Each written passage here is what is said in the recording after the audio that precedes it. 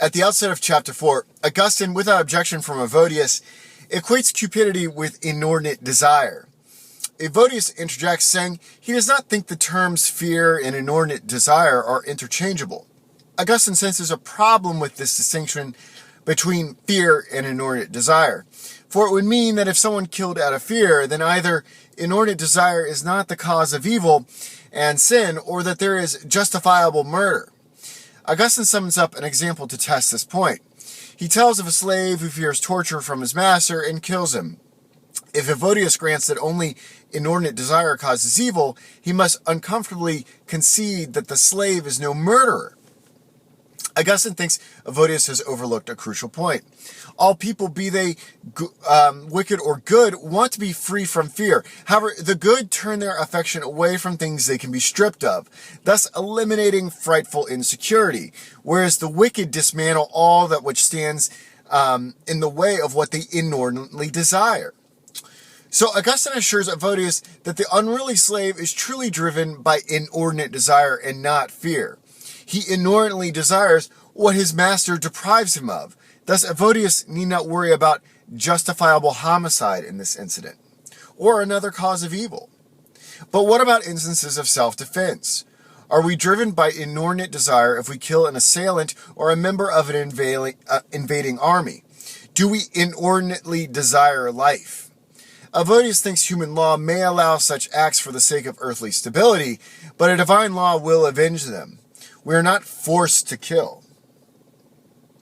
In chapter 6, Augustine extols Evodius for acknowledging the distinction between temporal and eternal law. Augustine is not certain if Evodius is of the correct mind in the application of that distinction upon those that defend themselves. For the record, Augustine defines the eternal law as the unchangeable law, which unfailingly judges the good and the wicked. Temporal law may change. For instance, temporal law may deem something just at one time and then unjust at another. Man's law once deemed slavery a just order, but that is not the case now. If the temporal law is going to be truly just and legitimate, it is because that aspect of the temporal law has been derived from the eternal law. At the close of chapter 6, Augustine reveals a little more about the eternal law. He claims that by it all things are ordered perfectly. We'll stop there for now. Okay, at this point we cannot weigh in on the status of those who kill in self-defense. Augustine is mid-argument on this matter. We will have to revisit it. What can we consider from these 3 chapters' confines? What about the argument that the slave murdered out of inordinate desire and not fear?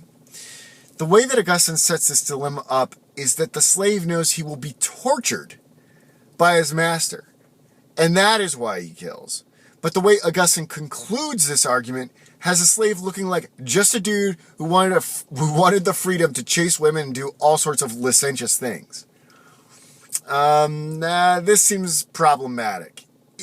Is the slave trying to avoid torture or chase women?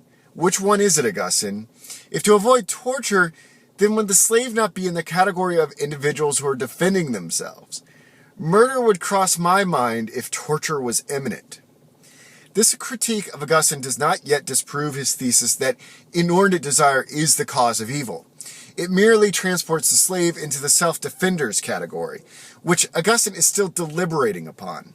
Perhaps Augustine will reason that fear is a permissible motive for killing in certain circumstances, and that killing on these occasions is not murderous evildoing. We shall see.